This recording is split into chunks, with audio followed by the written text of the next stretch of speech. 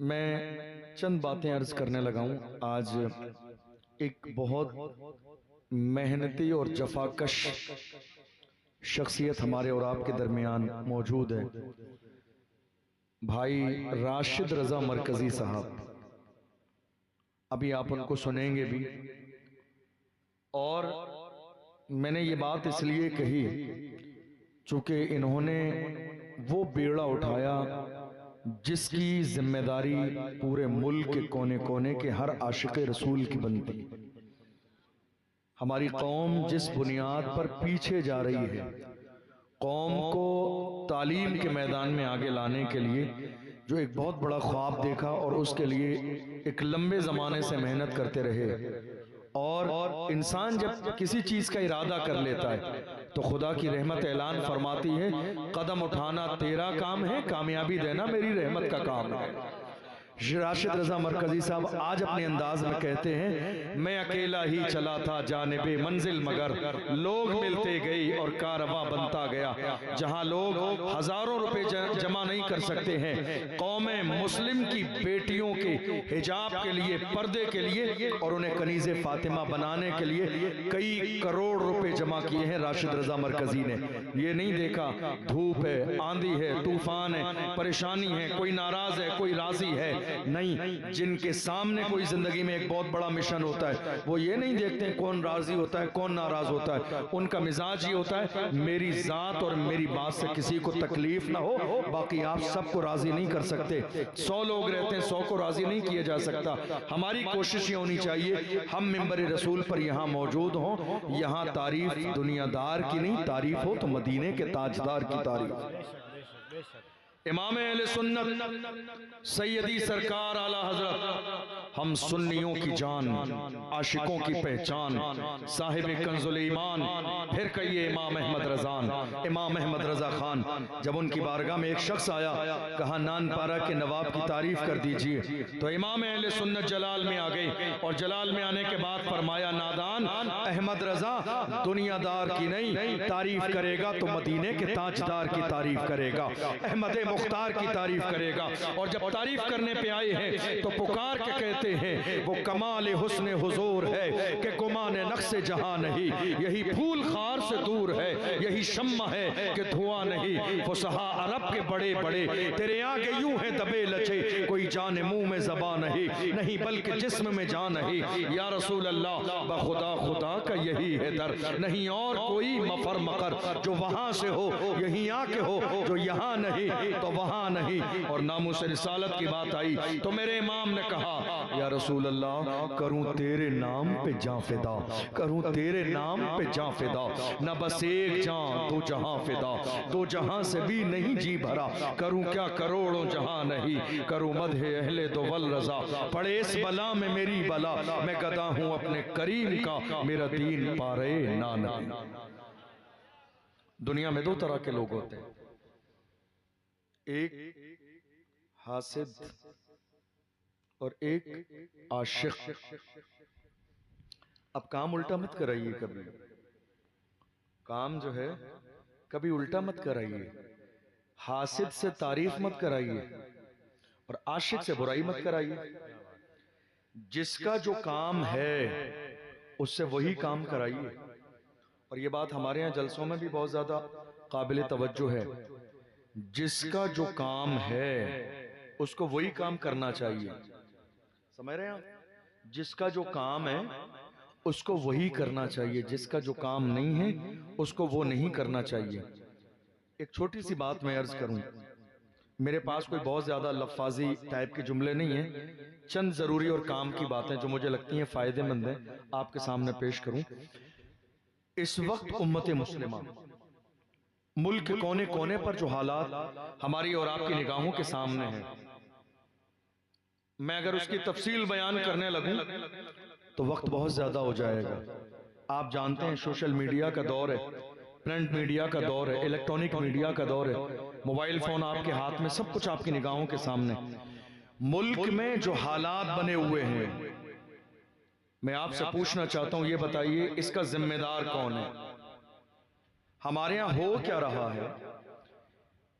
हिंदुस्तान की सरजमीन पर आज हो ये रहा है कि कोई भी शख्स अपनी गलती एक्सेप्ट करने के लिए राजी नहीं, किसी भी तौर पर, चाहे वो उलमा में से हो, चाहे वो अवाम में से हो। बात क्लियर है बिल्कुल। किसी को बुरी लगती है तो लगती रहे। हमारा मिजाज चापलूसी करने का नहीं, हक बयानी का है। और हर आलिम को आईने की तरह होना चाहिए और कहना चाहिए मैं आईना हूं, दिखाऊंगा दाग चेहरे के, जिसे खराब लगे सामने से हट जाए। जब से हमारी कौम के उलमा चापलूसियां करने लगे, मुल्क के हालात तबाह बर्बाद हो गए। जिस जमाने में मेरी कौम के उलमा आईना दिखाने का काम करते थे, जब हम आईना दिखाने का काम करते थे तो बड़े बड़े सूरमा में इतनी हिम्मत और जुर्रत न थी वो इस्लाम के खिलाफ एक जुमला बोल दें। लेकिन आज हम जबरदस्ती तारीफें करने लगे, मुबालगा राई करने लगे। लोगों ने हमें इतना हल्का और कमतर समझ लिया कि ये जिसको चाहते हैं कोई न कोई लक़ब दे देते हैं। हालात मुल्क हिंदुस्तान के ये हैं। आज पूरी उम्मत मुस्लिमा को जरूरत है एक कायद की। उम्मत मुस्लिमा को हालात ऐसे बनते चले जा रहे हैं, जरूरत है एक लीडर की, एक कायद की, एक रहनुमा की। और हैरत की बात यह है, जमीनी लेवल पर इस कौम के पास कोई कायद नहीं। जलसे के पोस्टरों में कोई पोस्टर ऐसा नहीं जिसमें कायद ना हो। मेरी बात नहीं समझ आई आपको? जमीनी लेवल पर कायद की जरूरत है या नहीं आपको? बोलिए, मेरी बात समझ नहीं आ रही है आपको? मेरी बात समझ आ रही है? नहीं आ रही है? हाथ उठाइए, कहां तक समझ आ रही है आपको? अगर आपको मेरी बात समझ नहीं आ रही है तो मैं तकरीर का दूसरा अंदाज इख्तियार कर लूं जो आप सुनना चाहते हैं। मैं ये चाहता हूं कुछ काम की हालात पर बात हो जाए। इस वक्त हमारे यहाँ क्या, जिससे जो काम कराना चाहिए वो नहीं कराया जा रहा। जिसके अंदर जिस काम की सलाहियत नहीं, वो उसके लिए लड़ने के लिए तैयार है। आप जानते हैं एक छोटा सा जलसा हम करना चाहते हैं तो अब सबसे बड़ा मसला ये होता है कि जलसे का जब पोस्टर बनने वाला है तो किसका नाम सदारत में होगा, किसका नाम सरपरस्ती में होगा, किसका नाम इनायत में होगा, किसका नाम क़यादत में होगा, किसका नाम हिमायत में होगा। इसी में इख्तिलाफ हो जाता है।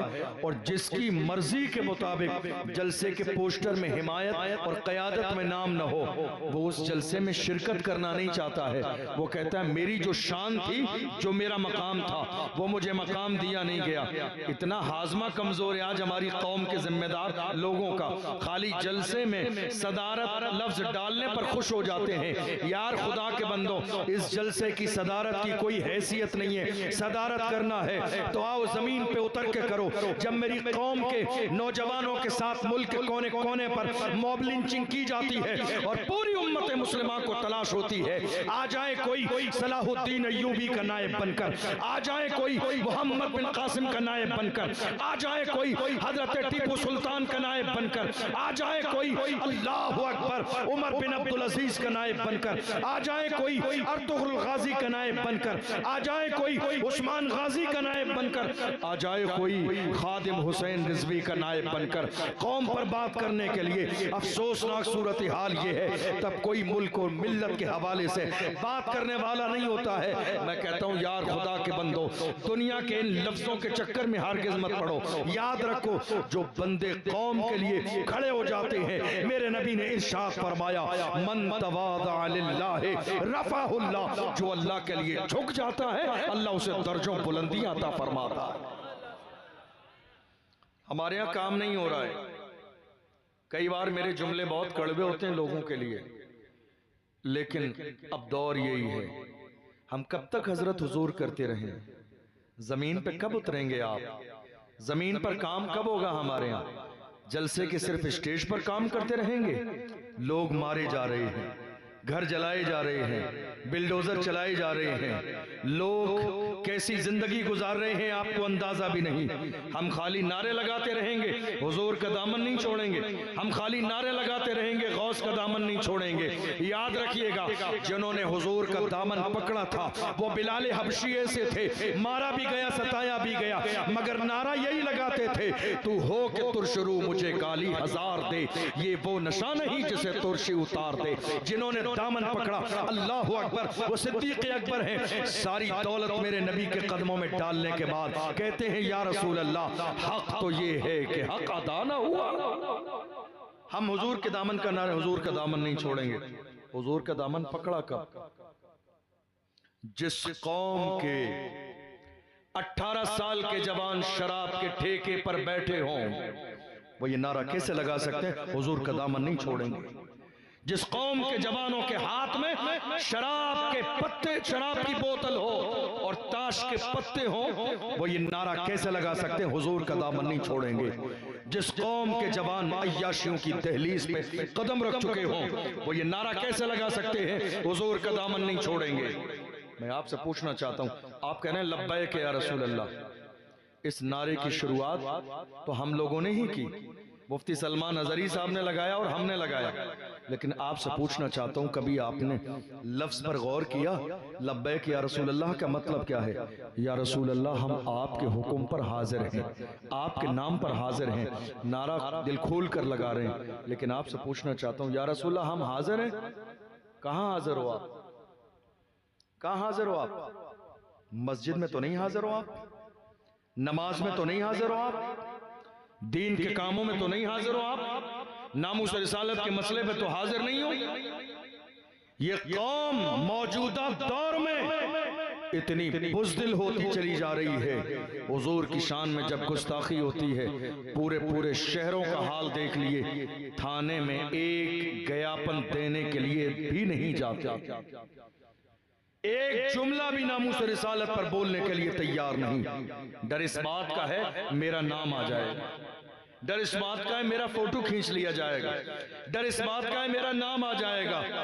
हमारे शेर मुफ्ती सलमान अजहरी साहब जब जेल जा रहे थे तो उन्होंने यही कहा था, डरे वो शर्मिंदगी उन्हें हो जो चोरी करके जेल जाते हैं, हमें फख्र है नामे मोहम्मद पे जेल जा रहे हैं, इश्क रिसालत पे जेल जा रहे हैं, हुजूर की गुलामी में जा रहे हैं। और जो हुजूर की गुलामी में जेल जाता है, याद रखिएगा उसका हाल क्या होता है। अल्लामा खादिम हुसैन रिजवी को जब ले जाया जा रहा था, घसीटा जा रहा था, तो अल्लामा खादिम हुसैन रिजवी रो नहीं रहे थे, मुस्कुरा रहे थे। दुनिया देखकर हैरान थी, क्या बात है, जब किसी को घसीट के जेल ले जाया जाता है दुनिया रोती है, सिसकती है, बिलकती है, आप रो नहीं रहे हैं, मुस्कुरा रहे हैं। फरमाते हैं हाँ, बात यह है कि तुम जिसके हुक्म पर मुझे घसीटने आए हो वो नहीं देख रहा है, मुझे जिस रसूल की मोहब्बत में घसीटा जाता है। मेरा ईमान है गुंबदे खजरा से मेरा नबी देख रहा है, मेरा ईमान है मेरे नबी देख रहे हैं। वक्त के इमाम ने तर्जमानी की, पुल से उतारो राह गुजर को खबर न हो, जिब्रील पर बिछाएं तो पर को खबर न हो, कांटा मेरे जिगर से गमे रोजगार का यूं खींच लीजिए कि जिगर को खबर न हो। फरियाद उम्मती जो करे हाल जार में, मुमकिन नहीं कि खैर बशर को खबर न हो। कर रोए वो जिनका मदीने से रिश्ता टूटा हो। अल्हम्दुलिल्लाह मैं हुसैन का खादिम हूँ, मेरा रिश्ता मदीने से टूटा नहीं है, हुजूर की मोहब्बत में मुझे घसीटा जा रहा है। आज हमारा जिस्म सलामत है, हमारे पैर सलामत हैं, हमारी जिंदगी सलामत है, उसके बावजूद हालात ये हैं, नाम मोहम्मद पे हमारी कौम के लोग बोलना नहीं चाहते हैं। और तो और कितने उलमा ऐसे हैं और कितने हमारी कौम के बुजुर्ग ऐसे हैं, जब नामूस रिसालत की बात आती है और हमारे नौजवान इकट्ठे होकर उनके पास जाते हैं कि नामूस रिसालत पे हमें खड़े होना है, कुछ करना है, आप हमारी सरपरस्ती कीजिए, तो हमारे नौजवानों को बाज़ाब्ता भगा दिया जाता है, सरपरस्ती नहीं की जाती, उनके कांधे पे हाथ नहीं रखा जाता, उनका सपोर्ट नहीं किया जाता, लोग डरा देते हैं, हालात अच्छे नहीं हैं, हालात अच्छे नहीं हैं। मैं आपसे पूछना चाहता हूँ, 1400 साल का जमाना गुजर गया, हालात हमारे लिए अच्छे थे कब? हमारे लिए हालात कब अच्छे थे? मगर हमारा हाल ये था जब 313 थे तो लरसता था जमाना, बद्र की सरजमीन पर देखा नहीं आपने, दो छोटे छोटे बच्चे आए, हजरत अब्दुर्रहमान बिन औफ से कहा ये बताइए इस्लाम का सबसे बड़ा दुश्मन अबू जहल कहाँ है? उन्होंने कहा क्या करोगे? तो उन बच्चों ने कहा कसम खाई है मर जाएंगे या मारेंगे नारी को, सुना है गालियां देता है वो महबूब बारी को। हमारा रिश्ता ये नहीं है कि उसने हमारी जमीन दबाई है, हमारी दुश्मनी ये है कि हुजूर की शान में गुस्ताखी करता है। दुनिया में जिंदा वही रहेगा जो मुस्तफा का वफादार रहेगा, दुनिया में जीने का हक सिर्फ उसे होगा जो हुजूर की इज्जत करेगा। और डॉक्टर इकबाल ने तो अपने अंदाज में कहा, ऐ दुनिया वालों पुकार के कहो कि मोहम्मद से वफा तूने तो हम तेरे हैं, ये जहां चीज है क्या लौह कलम तेरे है, कुव्वते इश्क से हर पस्त को बाला कर दे, दहर में इसमें मोहम्मद से उजाला कर दे। मोहम्मद की मोहब्बत दीन हक की शर्त अव्वल है, इसी में हो अगर खामी तो सब कुछ नामुकम्मल।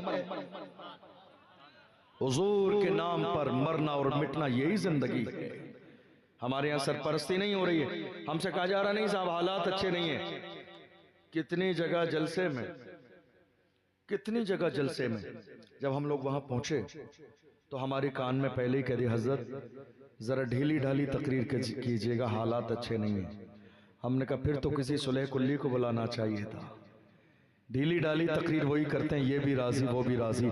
अल्हम्दुलिल्लाह हम इमाम अहले सुन्नत के गुलाम है, अहले सुन्नत का है बेड़ा पार असहाबे हुजूर नज्म है और नाव है इतरस रसूलुल्लाह की। हमें बरेली शरीफ से ये मिजाज दिया गया, दो रंगी छोड़ दे एक रंग हो जा, दो रंगी छोड़ दे एक रंग हो जा, सरासर मोम या फिर संग हो जा। हम वो नहीं है कह दें ये भी सही है ये भी सही है। बरेली के इमाम ने पूरी दुनिया के सामने वबांगे तोहल कहा, दुश्मने अहमद पे शिद्दत कीजिए, मुल्हिदों से क्या मुरव्वत कीजिए, गैज में जल जाएं बेदीनों के दिल, या रसूल अल्लाह की कसरत कीजिए। हमारी तरबियत ही यही हुई है, हमें खुट्टी ही इस बात की पिलाई गई है जिंदगी के हर मसले में समझौता किया जा सकता है, अगर नहीं होगा तो नामूस रिसालत पे समझौता नहीं होगा, हुजूर की इज्जत पे समझौता नहीं होगा, शान मुस्तफा पे समझौता नहीं होगा। याद रखिएगा ये जो डर आपके सीने में मौजूद है इसको निकाल कर फेंक दीजिए। कुरान ने क्या कहा, कुल्लु नफ्सिन ज़ाइक़तुल मौत, मरना है। 4 दिन कम जिए तो हैरत क्या, कम से कम 2 दिन जिए हुजूर की मोहब्बत में जिए। 4 दिन कम जिए तो हैरत क्या। कुरान कहता है ऐनमा तकूनु युद्रिकुमुल मौत वलौ कुंतुम फी बुरूजिम मुशय्यदा, तुम दुनिया में कहीं भी चले जाओ मौत का फरिश्ता तुम्हें पालेगा। बचना तो वैसे भी नहीं है, जब बचना नहीं है तो बेहतर है ये जान नामे मोहम्मद पे निकल जाए, हुजूर की इज्जत पे निकल जाए और पूरी दुनिया से कहिए हर जफा हर सितम गवारा है, इतना कह दे कि तू हमारा, हुजूर कह दे मेरा है। इससे बड़ी जिंदगी की मेराज हमारे लिए और क्या हो सकती है। आइए हम गौर करते हैं नामूस रिसालत हमारी जिंदगी का सबसे बड़ा मसला है। असल में हुआ क्या, 1400 साल से दुनिया ने इस्लाम को टारगेट किया, बद्र में, ओहद में, खंदक में, हर जगह, जो कि इस्लाम के दुश्मन चाहते थे इस्लाम को मिटा दिया जाए। एक अच्छी बात की तरफ आपकी तवज्जो ले जाना चाहता हूं। जब इस्लाम की पहली जंग हुई थी, जंगे बद्र, तवज्जो है आपकी, तो जानते हो क्या हुआ? अबू जहल नाचने गाने वाली औरतें लेकर आया, शराब के मटके लेकर आया, ज़िबाह करने के लिए ऊंट लेकर आया और उसने कहा थोड़ी देर में इस्लाम मिट जाएगा। और जब थोड़ी देर में इस्लाम मिट जाएगा तो हम जश्न का माहौल करेंगे, नाच गाना भी होगा, शराब की जाम भी चलेंगे, थोड़ी देर में इस्लाम मिट जाएगा। गौर कीजिएगा, एक तरफ कलमा पढ़ने वाले मुसलमान हैं और एक तरफ इस्लाम के दुश्मन हैं, एक तरफ सजदा करने वाले हुजूर के गुलाम हैं और एक तरफ नाचने वाली औरतें लाने वाले इस्लाम के दुश्मन हैं। इस नाचने गाने और शराब और शबाब की शुरुआत किसी भी दौर में कलमा पढ़ने वालों ने नहीं की। देख लो, शराब है तो इस्लाम के दुश्मनों के पास है, नाचने गाने वाली औरतें हैं तो इस्लाम के दुश्मनों के पास हैं। ढोल बाजे हैं तो इस्लाम के दुश्मनों के पास हैं। हुजूर के गुलाम तो पेशानी अपनी अल्लाह की बारगाह में रख के कहते थे, ऐ अल्लाह अपने घर से निकलना हमारा काम था, इस्लाम को जिंदा रखना तेरी रहमत का काम है। दुनिया ने देखा 313 के मुकाबले में 1000 का लश्कर आया। अब मैं आपसे पूछना चाहता हूं, कोई मुकाबला है इनका? इन 313 में बूढ़े भी हैं, जवान भी हैं, बच्चे भी हैं, मरीज भी हैं। और जो इस्लाम के दुश्मन 1000 आए, छांट कर पहलवान लाए गए। प्लानिंग क्या थी? थोड़ी देर में इस्लाम मिट जाएगा, मगर अल्लाह की इज्जत की कसम, फानूस बन के जिसकी हिफाजत हवा करे, वो शम्मा क्या बुझे जिसे रोशन खुदा करे। इस्लाम की फितरत में कुदरत ने लचक दी है, तुम जितना दबाओगे उतना ही वो उभरेगा। तुमने देखा नहीं, 1400 साल के जमाना गुजर गया है, 1400 साल के जमाने में जितना टारगेट पूरी दुनिया में इस्लाम को किया गया, आज तक इतना टारगेट दुनिया में किसी को नहीं किया गया। मगर अल्लाह की इज्जत की कसम, सर्वे कर लीजिए, पूरी दुनिया में आज की तारीख में सबसे तेजी से फैलने वाला अगर कोई मजहब है, मुझे फख्र है, वो मेरा इस्लाम है। नारे तकबीर, नारे रिसालत, मजहब इस्लाम, नारे रिसालत। पूरी दुनिया में सबसे ज्यादा तेजी से फैलने वाला अगर कोई मजहब है तो मजहब इस्लाम है। आप देख लीजिए अमेरिका की सरजमीन पर कितने सेंटर बने हुए हैं कुरान पर रिसर्च करने के लिए। कुरान हाथ में दिया जाता है, पैसे दिए जाते हैं। अब तुम्हारी जिम्मेदारी है, कुरान पढ़ना शुरू करो और कुरान के अंदर जो गलतियां खामियां हैं उसे निकालना शुरू करो, ताकि कौम मुस्लिम को टारगेट किया जाए। अल्लाह की इज्जत की कसम, जो कुरान लेकर रिसर्च करना शुरू करता है, पहला पारा मुकम्मल नहीं होता है, कलमा पढ़ के मुसलमान हो जाता है। पहला पारा मुकम्मल नहीं होता है, पहला पारा मुकम्मल नहीं होता है, वो कलमा पढ़ के मुसलमान हो जाता है।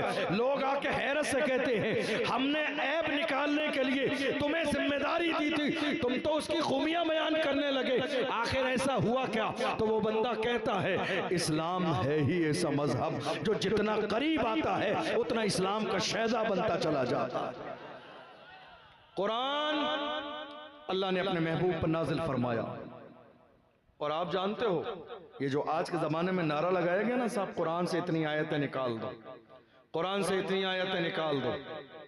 कितनी जगह कितने बेवकूफ़ों ने कुरान जलाया भी, कितने इस्लाम के दुश्मनों ने कुरान को दरिया में डाल दिया, कुरान पर डीजल डाल दिया, कुरान पर पेट्रोल डाल दिया, कुरान पैरों के नीचे रख दिया, कुरान जला दिया। उनसे पूछा गया, तुमने कुरान क्यों जलाया? तो बेवकूफ कहते हैं, हमने जला दिया, बात खत्म हो गई, हमने जला दिया, बात खत्म हो गई। हमने कहा, देखो अल्लाह का कुरान कहता है, इन्ना नहनु नज़्ज़लना ज़िक्रा व इन्ना लहू लहाफ़िज़ून। कुरान नाजिल भी हमने किया है, हिफाजत की जिम्मेदारी भी हमारी है। ये अल्लाह का कुरान कागज का मोहताज नहीं कि तुमने कागज जला दिया कुरान खत्म हो जाएगा। अल्लाह ने कुरान के 30 पारे हमारे सीनों में नक्श कर दिए हैं। इंशाअल्लाह दुनिया खत्म हो जाएगी मगर कुरान फिर भी बाकी रहने वाला। कोई मेहमान आ रहा है, नारा लगा दीजिए, सबकी तवज्जो उधर ही है, नारा लगा दीजिए। अरे अल्लाहु अकबर, अल्लाहु अकबर। कुर्सी वगैरह याद है।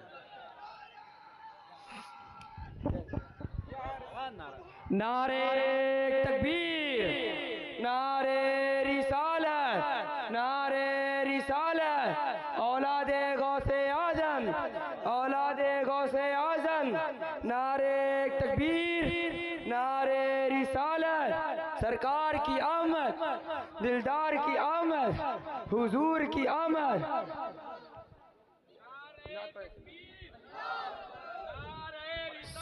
सल्लल्लाहु अलैका या रसूल अल्लाह व सल्लम अलैका या हबीब अल्लाह। अहलन व सहलन मरहबा या रसूल अल्लाह, या रसूल अल्लाह।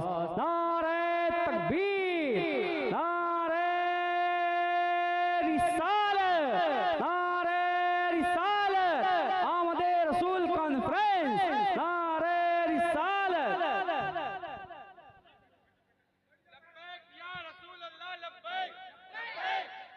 तशरीफ रखें आप हजरात।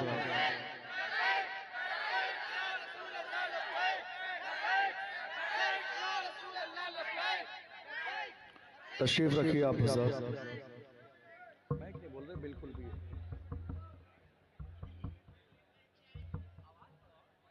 माइक तो बोल ही नहीं रहा बिल्कुल भी, माइक में आवाज ही नहीं बिल्कुल भी।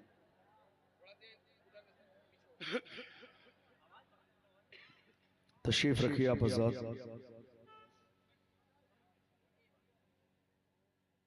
माइक में तो आवाज ही नहीं बिल्कुल भी, बिल्कुल नहीं आवाज।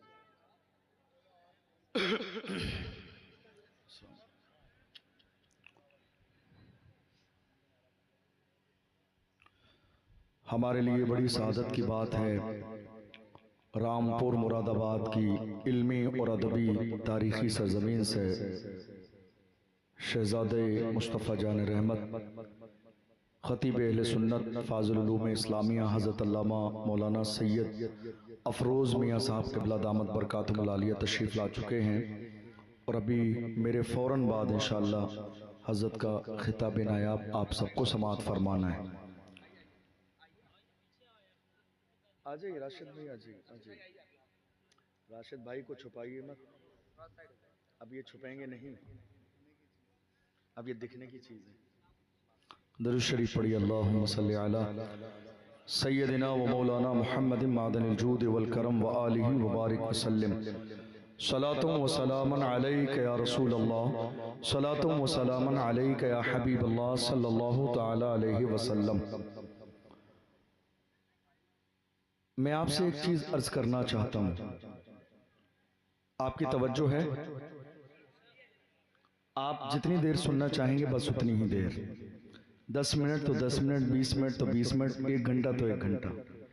मैं बिल्कुल आपको परेशान नहीं करूंगा, क्योंकि भाई राशिद रजा मरकजी साहब भी हैं, सैयद साहब भी हैं, इन दोनों लोगों को भी हमें समाअत करना है। तो मेरी बात समझ आ रही है आपको? बुलंद आवाज़ से एक बार दरूद शरीफ पढ़िए। अल्लाहुम्मा सल्ली अला सय्यदिना व मौलाना मुहम्मद मादनिल जूद वल करम व आलिहि व बारिक वसल्लम। इस वक्त जो हालात मुल्क के बने हुए हैं, अब यहां 2 सूरतें हमारे लिए, सिर्फ 2 सूरतें। पहली सूरत, हम जागे नहीं, ख्वाब में रहें और खुश रहें, नहीं साहब सब कुछ अच्छा है। और दूसरी सूरत, हम जाग जाएं। 2 सूरतें हमारी 2024 में। मुझे नहीं मालूम कि मेरी बात आपके दिल और दिमाग तक पहुंच रही है या नहीं पहुंच रही है, लेकिन मैं ऐसी ही तकरीर करता हूं हमेशा, काम की बात। मुझे नहीं आती है लच्छेदार बातें। मुल्क के हालात और नामूस रिसालत के हवाले से 2 चीजें इस वक्त, या तो खामोशी के साथ आप सोते रहिए कि नहीं हालात बहुत अच्छे हैं, जो कि इस वक्त आज मुसलमान कर रहे हैं, और दूसरा काम यह है कि सिर्फ आप नारा लगा के ये समझिए हमारी जिम्मेदारी नामूस रिसालत के हवाले से पूरी हो गई। क्या सिर्फ नारा लगाने से हमारी जिम्मेदारी पूरी हो जाती है? क्या लब्बैक का नारा लगा लिया जिम्मेदारी पूरी हो गई? नहीं, लब्बैक का नारा शुरू इसलिए किया गया ताकि जिनके हौसले पस्त हो चुके हैं वो लब्बैक का नारा लगा के हुजूर की नामूस पर पहरेदार बन के खड़े हो जाएं और काम शुरू कर दें। मगर हमारी कौम ने मजे के लिए ये नारा लगाया तो सही, और जज्बा भी आया, लेकिन जज्बा आ जाने के बाद वो जो काम होना चाहिए था उस काम की शुरुआत ही नहीं हुई आज तक। क्या सिर्फ नारा लगाने से नामूस रिसालत के पहरेदार बन गए आप? आपको इस बात का अंदाजा भी नहीं कि मुल्क में हो क्या रहा है। जो मुल्क में हो रहा है ये अचानक नहीं है, इत्तेफाक नहीं है, ये जो 100 साल पहले सोचा गया था उसके मुताबिक हो रहा है। दुनिया 100 साल बाद का सोच रही है। मेरी कौम की प्लानिंग क्या है? कोई प्लानिंग नहीं। मेरी कौम का मंसूबा क्या है? कोई मंसूबा नहीं। मेरी कौम करना क्या चाहती है? कोई कुछ करना नहीं चाहती। बड़ी माजरत के साथ आज कौम मुस्लिम के अंदर हमारे नौजवानों में बहुत सारी कमेटियां बनी हुई हैं। आपको ताज्जुब होगा ये जानकर के वो कमेटियां हैं किस काम की। कोई जलसे की कमेटी है, कोई मिलाद की कमेटी है, कोई लंगर की कमेटी है, कोई उर्स की कमेटी है, कोई कव्वाली की कमेटी। फिर कहते हैं साहब मुल्क की तरक्की नहीं हो रही, कौम के हालात नहीं बदल रहे। याद रखिएगा, सिर्फ लंगर खाने से कौम के हालात नहीं बदलेंगे, सिर्फ उर्स कराने से कौम के हालात नहीं बदलेंगे, सिर्फ कव्वाली करने से कौम के हालात नहीं बदलेंगे। पूरी कौम मुस्लिम के अंदर नौजवानों की एक कमेटी भी ऐसी नहीं है जो एजुकेशन कमेटी हो, जो तालीम कमेटी हो, जो कॉलेज कमेटी हो, जो यूनिवर्सिटी कमेटी हो, जो नामूस रिसालत कमेटी हो। याद रखिएगा, हालात बदलने के लिए मौजूदा दौर में लाजिम यह है लंगर की कमेटी अब बाद में बने, नामूस रिसालत कमेटी पहले बने, स्कूल कमेटी पहले बने, कॉलेज कमेटी पहले बने। और एजुकेशन के हवाले से याद रखिएगा, मेरी कौम को एहसास तो तब हुआ कि हमारे पास कॉलेज नहीं, मेरी कौम को एहसास तब हुआ कि हमारे पास कोई यूनिवर्सिटी नहीं, जब 1 साल पहले हमारी एक बहन मुस्कान को कॉलेज से बाहर निकाल के कर्नाटका की सरजमीन पर बाहर बिठा दिया। कहा नहीं, हिजाब लेना है कॉलेज से बाहर जाओ, एग्जाम देने नहीं दिया जाएगा, पढ़ने नहीं दिया जाएगा। क्यों साहब, कसूर क्या है? कहा कसूर ये है कि तुम हिजाब लेती हो, कसूर ये है कि पर्दा करती हो। हमारी बेटी को बाहर बिठा दिया गया, पूरे मुल्क का मसला बन गया। इतनी ज्यादती हुई बेटियों के साथ, उन्हें रुलाया नहीं गया, उन्हें परेशान नहीं किया गया, क्या दुपट्टे छीने नहीं गए, क्या उनके साथ गलत रवैया इस्तेमाल नहीं किया गया? अफसोस सद अफसोस, उस वक्त भी मेरी कौम को हया नहीं आई, उस वक्त भी मेरी कौम को शर्म नहीं आई, उस वक्त भी मेरी कौम ने सोचा नहीं। चंद दिन अफसोस रहा, बहुत बुरा हो रहा है, बहुत बुरा, बहुत बुरा। इस चंद जुमलों से अच्छा नहीं हो जाएगा। काश के मेरी कौम के लोग उसी दिन पूरे मुल्क के कोने कोने पे खड़े हो जाते और कहते थे मारहरा शरीफ का जो पैगाम हमें कई साल पहले दिया गया, आधी रोटी खाएंगे, बच्चों को पढ़ाएंगे। काश के मेरी कौम के मुसलमान हर शहर में उसी दिन खड़े हो जाते और ऐलान करते अब जलसे जुलूस बाद में होंगे, चंदा करके एक कॉलेज की संग बुनियाद पहले होगी, यूनिवर्सिटी की संग बुनियाद पहले होगी। याद रखिएगा, जिस दिन ये काम हो जाता हालात बदल जाते। आज कौम मुस्लिम इस बात के इंतजार में न रहती। आपको एहसास भी नहीं, आपको मालूम भी नहीं, इस कोरोना के जमाने में और कोरोना के जमाने के बाद कई लाख, हजार नहीं, कई लाख हमारी बेटियां गैरों के साथ भागकर मुर्तद हो चुकी। कई लाख। कौन जिम्मेदार है? कौन? मैं भी जिम्मेदार हूं, मिंबर पे बैठने वाले भी जिम्मेदार हैं और आप भी जिम्मेदार हैं। याद रखिएगा, जलसा सुनने का मिजाज बदलिए।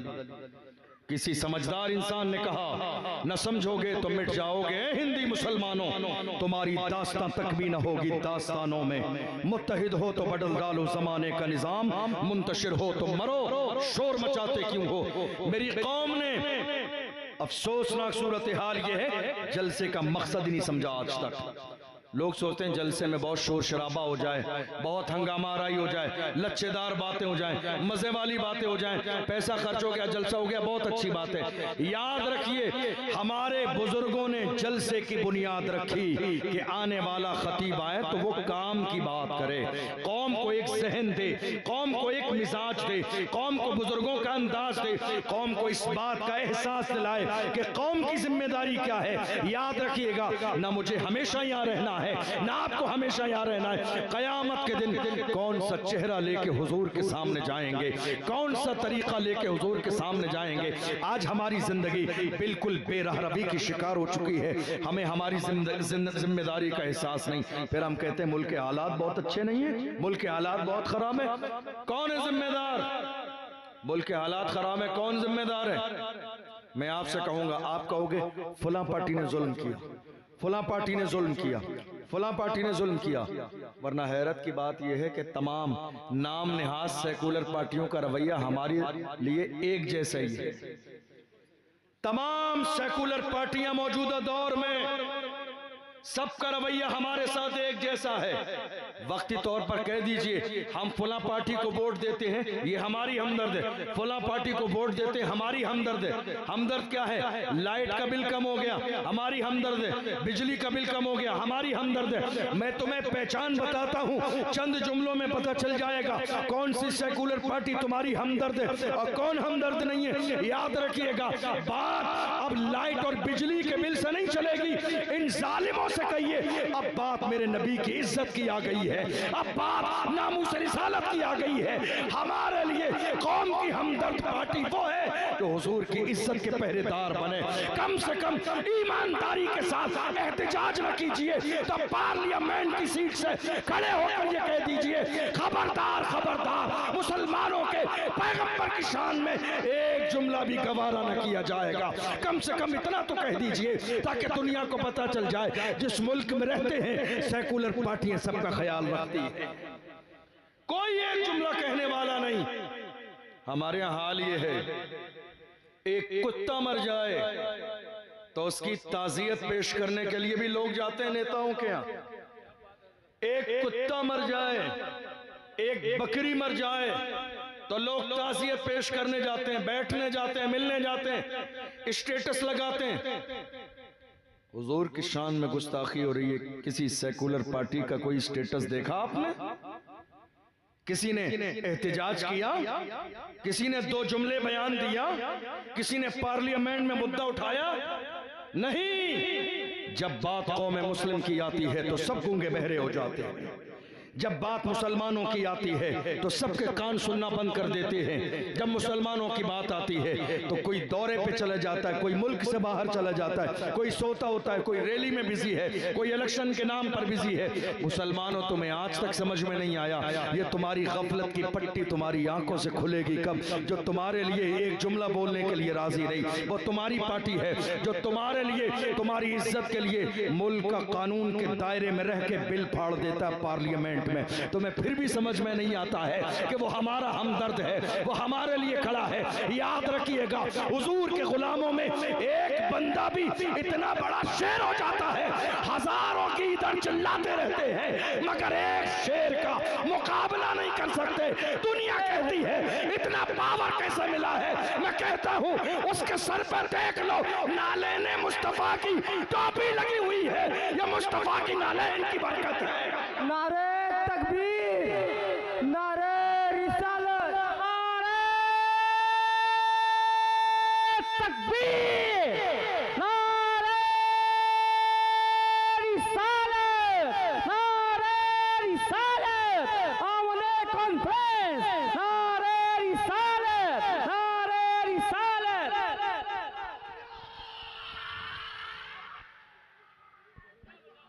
अल्लाहु अकबर।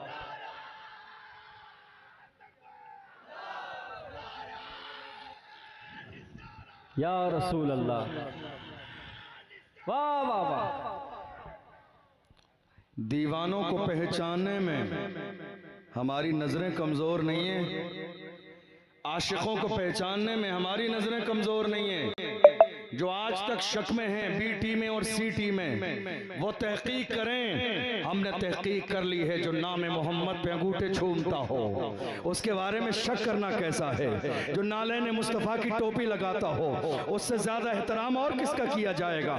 जो जश्न रहमतुल आलमीन अपनी जेब के पैसों से सालाना कॉन्फ्रेंस कराता हो उसके बारे में सोचना कैसा है? और तो और बड़ी बात, बड़े बड़े पीराने इज़ाम खानकाहों में एसियों में सोते रह गए जब मेरे नबी की शान में गुस्ताखी की थी। रामगिरीज ने इतना बड़ा जुलूस, इतनी बड़ी रैली इम्तियाज जलील ने निकाल के दुनिया को बता दिया कि मोहम्मद से वफा तूने तो हम तेरे हैं, ये जहां चीज है क्या? लाहो लब्बैक लब्बैक लब्बैक लब्बैक लब्बैक लब्बैक लब्बैक या रसूल अल्लाह, लब्बैक लब्बैक लब्बैक या रसूल अल्लाह, लब्बैक लब्बैक लब्बैक या रसूल अल्लाह, नारे रिसालत। अफसोसनाक सूरत हाल ये है मेरी कौम की, तहकीक के बगैर आज हमारे दरमियान हर शख्स मुफ्ती साहब है, हर शख्स फतवे देने का अहल बन रहा है। याद रखिएगा, ये बहुत पुरखतर लाइन है मुफ्ती साहब बनना। फतवा देने की आदत मत डालिए, बड़ों की रविश पर चलने की आदत डालिए। वो मुफ्ती होते हुए भी इतनी जल्दी फतवा नहीं देते थे, वो जानते थे किसी की जिंदगी का मसला है। हमारे लोग इतने जज्बाती और जल्दबाज हो गए, किसी के बारे में भी कोई जुमला कह देते हैं। याद रखिएगा, हम पूरी दुनिया के सामने वबांगे दोहल कहते हैं, जो हुजूर का है वो हमारा है, जो हुजूर का नहीं वो हमारा नहीं। मुस्तफ़ा की नालेन जिसके सर पे रखी हुई है, हमारे लिए तो हीरो वो है। नाचने गाने वाले किसी दौर में हमारे हीरो नहीं थे। ये नाचने गाने वाले किसी दौर में हमारे लिए हीरो नहीं थे। हमारा हीरो देखना है, सलाहुद्दीन अय्यूबी को देखो, मोहम्मद बिन कासिम को देखो, तारिक इब्न ज़ियाद को देखो, टीपू सुल्तान को देखो, बहादुर शाह जफर को देखो, अर्तुगरुल गाजी को देखो, उस्मान गाजी को देखो। मौजूदा दौर में सबसे बड़ा हीरो देखना है, एक व्हील चेयर पर बैठने वाला खादिम हुसैन। हुसैन का खादिम, अल्लाह की इज्जत की कसम, हुसैन भी जिंदा है और खादिम हुसैन भी जिंदा है। ना हुसैन का जिक्र खत्म होने वाला है, ना खादिम हुसैन का जिक्र खत्म होने वाला है।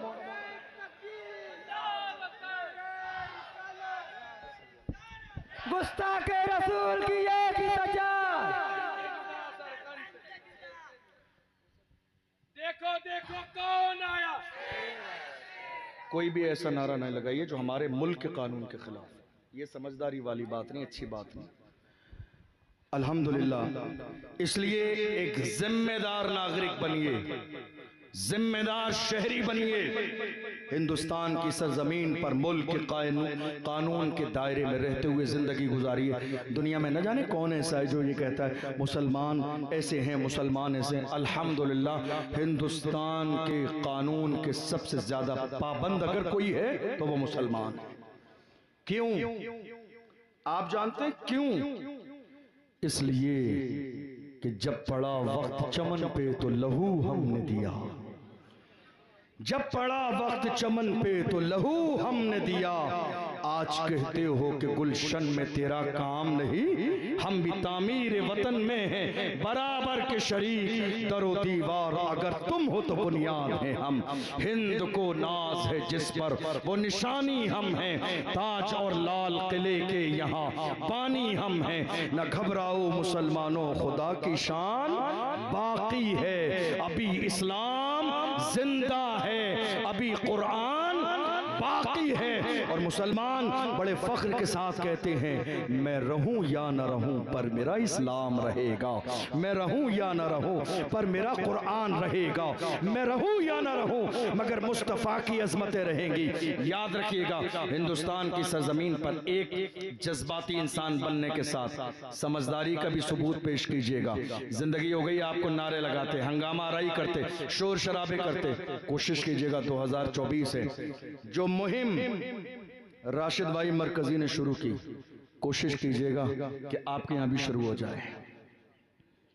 क्या दिया आपने कौम को? एक कड़वा जुमला कहने लगा। आज हमारे यहां हर शख्स लीडर बनना चाहता है, हर शख्स की ख्वाहिश है, नहीं साहब सदर साहब मुझे बना दीजिए, सदर साहब मुझे बना दीजिए। और सदर साहब बनने के बाद इतने बुज़दिल कि इमाम साहब को जाके मना कर दिया, नहीं साहब हालात अच्छे नहीं है, नामूस रिसालत पे बयान नहीं करना। अरे इतनी ज्यादा बुज़दिली है तो कहीं बाजार से खरीद के चूड़ी पहन लीजिए, अच्छी लगेंगी आपके हाथ में, अच्छी लगेंगी आपके हाथ में। मेरे रसूल की शान में गुस्ताखी होती रहे और तुम कहो हालात अच्छे नहीं है। मुसलमान हालात को बहुत अच्छे अंदाज में जानता भी है। हम कभी ये नहीं कहते मुल्क के कानून को छोड़ा जाए। मुसलमान अगर एहतजाज भी करते हैं तो मुल्क के कानून के दायरे में रह कर करते हैं। मुसलमान प्रोटेस्ट भी करते हैं तो मुल्क के कानून के दायरे में करते हैं। मुसलमान अपने घरों से निकलता है तो दुनिया की तरह नहीं, हाथों में लाठी डंडे लेके नहीं। मुसलमान जब एहतजाज करने निकलता है, गुस्ल करके निकलता है, वुज़ू करके निकलता है, सफेद लिबास पहन के निकलता है, अमामा पहन के निकलता है, ताकि दुनिया को पता चल जाए कलमा पढ़ने वाले मैदान में आए हैं, फसाद करने नहीं आए हैं। सफेद रंग फसाद की पहचान नहीं, ये तो सुकून की पहचान है, ये तो मोहब्बत का पैगाम है। कलमा पढ़ने वाले जब निकलते हैं तो इस बात का सबूत पेश करते हैं हम हिंदुस्तान के जिम्मेदार शहरी हैं। मैं आपसे कहना चाहता हूं, थोड़ा सा सीरियस हो जाइए। थोड़ा सा सीरियस हो जाइए। एक वक्त खाना कम खाइए, 2000 के नहीं 500 रुपए के कपड़े पहन लीजिए। लोग ये समझते हैं ना हमारा कपड़ों से ब्रांड बढ़ जाता, हरगिज नहीं। इल्म की कमी अखलाक पूरी कर देता है, लेकिन अखलाक की कमी कभी इल्म पूरी नहीं कर सकता। बड़े बड़े लोग, बड़े बड़े इल्म वाले अखलाक नहीं है, मार खा गए। और बहुत छोटे लोग, बहुत कम इल्म लोग, अखलाक अच्छा रहा, इल्म कम रहा, मगर अल्लाह ने उन्हें इज्जत दी है। याद रखिएगा, आधी रोटी खाइए, मारेरा मुतहरा ने ऐसी पैगाम नहीं दिया। आधी रोटी खाइए, बच्चों को पढ़ाइए। कहाँ जा रहे हैं बच्चे आपके? मैं यही अर्ज कर रहा था, नामूसे रिसालत के हवाले से आपने नारा लगा दिया, आपकी जिम्मेदारी मुकम्मल हो गई, हो गया काम नामूसे रिसालत पर। आपने नारा लगाया लब्बैक या रसूलल्लाह, या रसूलल्लाह हम हाजिर हैं। हाजिर हो कहाँ? कहाँ हाजिर हो आप? कहीं नहीं, ना मस्जिद में, न दीन के काम में, न उलमा के पास, न कौम के हवाले से। याद रखिएगा, जिस कौम के जवान शराब और शबाब के आदी हो जाएं, उस कौम का मुकद्दर है तबाह बर्बाद हो जाना। जिस कौम के जवान बुराइयों के रास्ते पे चलने लगे, वो कौम कभी इज्जत की जिंदगी नहीं गुजार सकती। शायद मेरे जुमले आपको कड़वे लगे, माजरत के साथ, लेकिन मैं आपसे पूछना चाहता हूं, आप तहफ़्फ़ुज़ नामूस रिसालत के हवाले से सिर्फ नारा लगा रहे हैं, प्रैक्टिकल जमीनी लेवल पर जो काम है वो नहीं हो रहा है आपके, वो नहीं हो रहा है।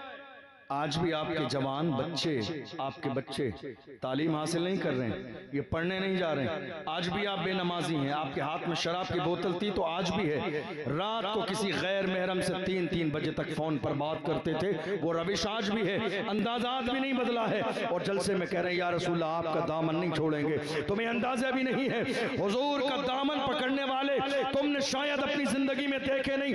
हुजूर का दामन पकड़ने वाले सिर्फ शराब जुआ ज़िना नहीं छोड़ते हैं, अगर बात हुजूर की मोहब्बत की आती है तो दुनिया भी छोड़ देते हैं। तुमने देखा नहीं, हंज़ला शादी की पहली रात बीबी के पास है, फूलों की सेज पर है, मेरे नबी ने ऐलान फरमाया, ऐ लोगों मदीने पे हमला होने वाला है। बीबी से इजाजत ली, मैदान में आए, शहीद कर दिए गए। बाद में मेरे नबी ने फरमाया, सहाबा ने कहा उनके जिस्म से पानी के कतरे टपकते हैं। मेरे नबी ने फरमाया, हंज़ला को फरिश्तों ने जन्नत के पानी से गुस्ल दिया।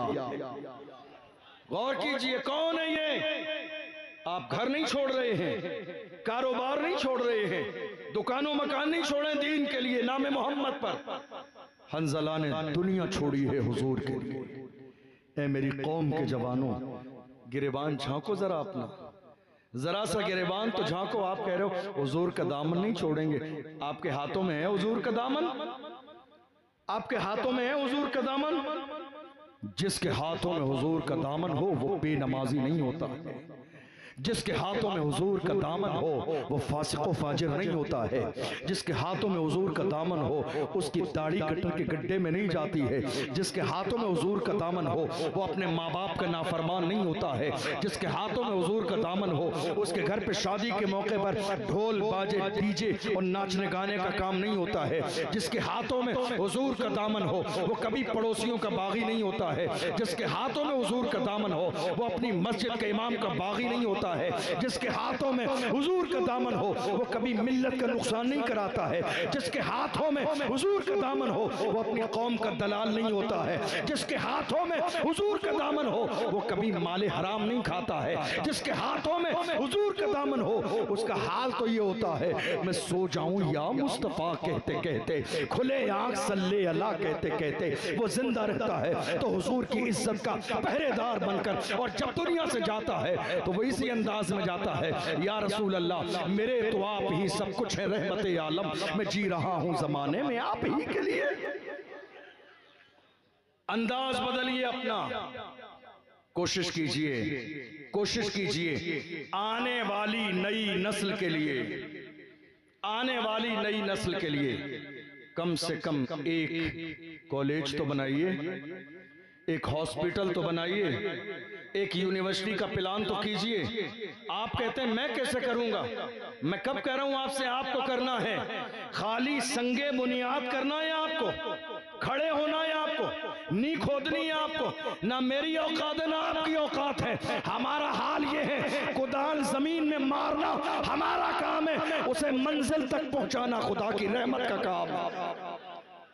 दुनिया की पहली यूनिवर्सिटी जानते हो किसने बनाई? दुनिया की पहली यूनिवर्सिटी एक गैर शादीशुदा लड़की थी, एक गैर शादीशुदा लड़की ने, जिसे तारीख में अल फातिमा अल फहरी के नाम से जाना जाता है। तूनिस फांस की सरजमीन पर उसके दादा परदादा बहुत मालदार, करोड़पति अरबपति, उसके वालिद बहुत मालदार। जवानी है, वालिद का इंतकाल हुआ। दौलत विरासत में आते आते जवान बेटी के पास आई।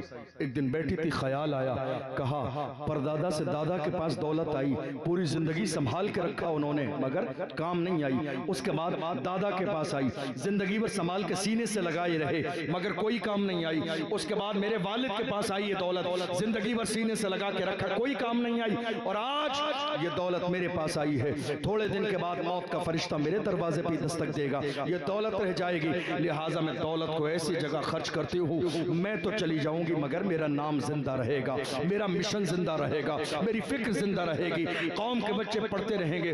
फातिमा अल फहरी ने 18-20 साल की जवान बेटी ने अपना सारा माल लिया, अल्लाह के दीन के लिए वक्फ कर दिया, और जामिया करवीयीन के नाम से एक इस्लामिक यूनिवर्सिटी बनाई।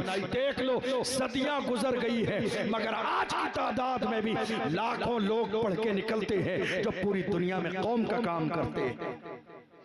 अगर आज वो पुरानी यूनिवर्सिटी नहीं बनाई होती तो उस लड़की का नाम आपके शहर के मिंबर रसूल पे न लिया जाता। नाम घर से जिंदा नहीं रहते, नाम मिशन से जिंदा रहते हैं। मिशन क्या है आपका? मैं कई जगह जलसों में कहता हूं, अभी एक जलसे में एक उन्वान था, जश्न गौसुल वरा। मैंने कहा मुझे आप ये बताइए, जश्न किसे कहते हैं?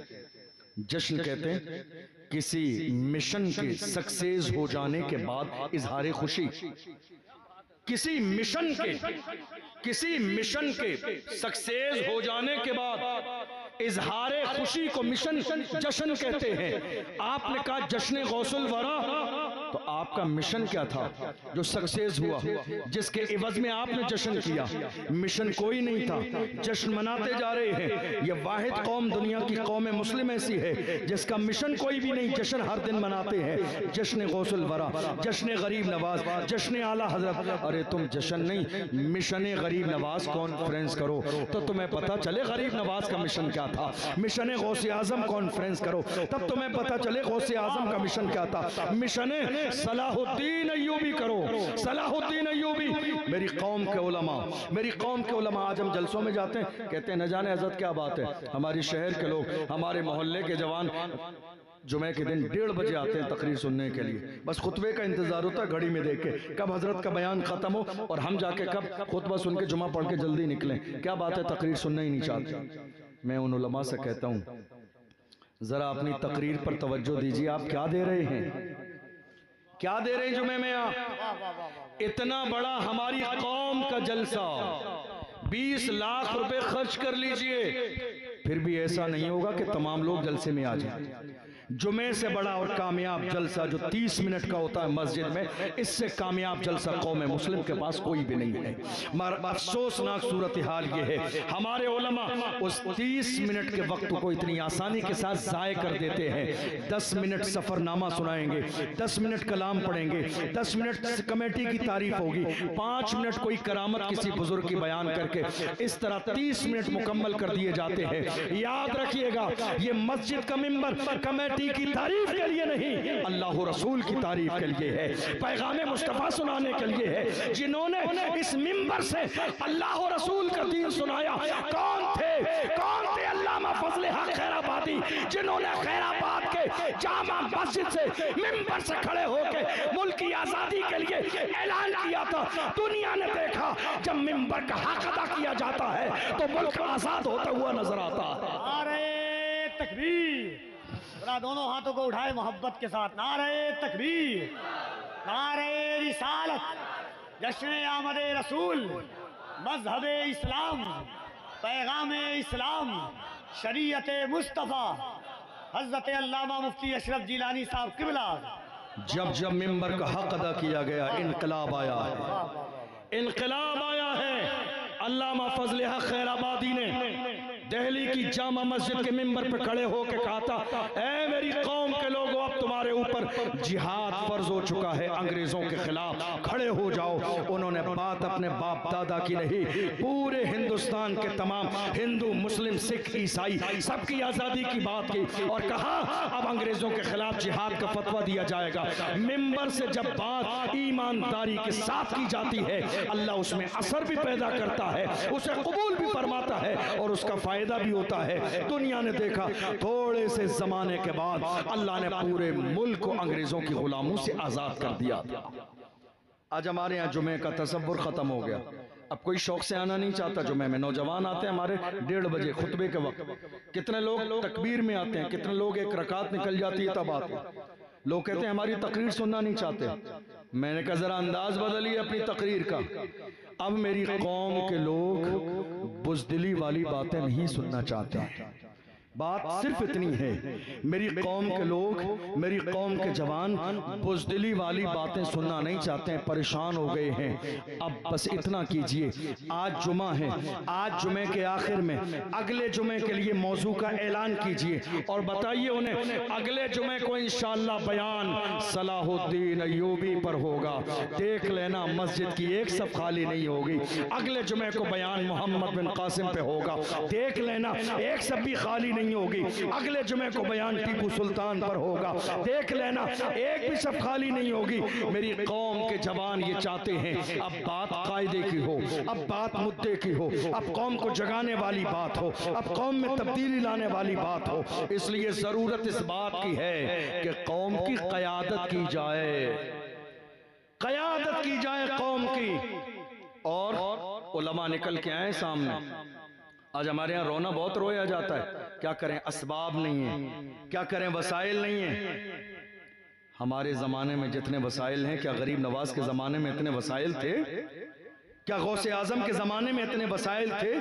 क्या ये तमाम आरामदेह चीजें जो आज हमारे लिए हैं गौसे आजम के जमाने में थी? नहीं थी।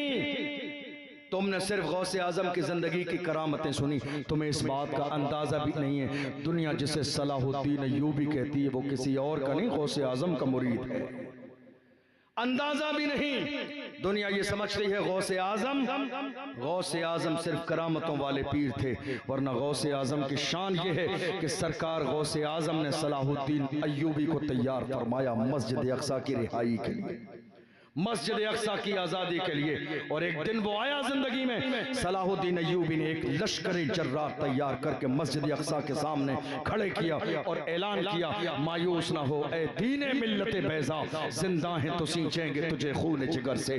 दुनिया ने देखा थोड़े से जमाने में मस्जिद अक्सा आज़ाद भी हुई है और उसके मिंबर पे खड़े होकर उलमा ने अल्लाहु अकबर की सदाएं भी दी। आज हम कहाँ जा रहे हैं? हमारे जवान कहाँ जा रहे हैं? प्लानिंग क्या है? मंसूबा क्या है? कोई मिशन नहीं है, कोई मिशन नहीं है। मिशन सीख लीजिए, मिशन सीखिए, मिशन सीख लीजिए। मौजूदा दौर में मिशन के बाद जश्न मनाएंगे, लुत्फ आएगा, मगर बगैर मिशन के जश्न मनाएंगे, याद रखिएगा जमाना थोड़ी देर के लिए खुश तो हो सकता है लेकिन अंदर से आपका अपना दिल मुतमईन नहीं होगा। जहां हमारी कौम के बच्चे जेलों में सड़ रहे हों, हम मिशन और जश्न किस चीज का मनाएं? जहां बिल्डोजर चलाए जा रहे हों इमारतों पर, जश्न किस चीज का मनाएं? जहां हुजूर की शान में गुस्ताखी हो, जश्न किस चीज का मनाएं? जहां बाज़ाब्ता मॉबलिंग की जा रही हो मुल्क के कोने कोने पर, जश्न किस चीज का मनाना चाहते हैं? आज पूरी दुनिया हैरत से हिंदुस्तान की तरफ देख रही है, ये क्या हो रहा है? मैं कहता हूँ ऐ कलमा पढ़ने वालों, तुम कुछ मत करो, कुरान ने जो कहा उस पे अमल कर लो। अल्लाह का कुरान कहता है वला तहिनु वला तहज़नु व अंतुमुल अअलौना इन कुंतुम मोमिनीन, गम न करो, सुस्ती न करो, सबसे बुलंदो वाला तुम होगे। शर्त यह है कि पक्के मोमिन बन जाओ, शर्त यह है कि पक्के मोमिन बन जाओ। ईमान सबसे बड़ी दौलत है, यकीन सबसे बड़ी दौलत है। मेरी कौम के जवान कई बार मेरे पास भी आते हैं, हजरत कुछ करना चाहते हैं, हजरत कुछ करना चाहते हैं, जरा सा आप गाइड कर दीजिए, जरा सा उनका जहन देखता हूं क्या करना चाहते हैं, क्या 11वीं शरीफ की नियाज करना चाहते हैं। मैंने कहा एक काम कीजिए, कितने लोगों की नियाज? क्या हजरत हम चाहते हैं 20,000 लोगों का खाना हो जाए 11वीं शरीफ के नाम पर। मैंने कहा एक काम कीजिए, 5,000 लोगों का खाना कीजिए और बाकी पैसे बचाकर इसी नियाज में एक गरीब की बेटी की शादी करा दीजिए, एक गरीब की बेटी की शादी करा दीजिए। और आप आइए हमारे यहाँ देखिए, अल्हम्दुलिल्लाह हमारे यहाँ हमारी मस्जिद में हम साल में कम से कम 3 बार इज्तिमाई शादी करते हैं, जिस एक शादी में कम से कम 12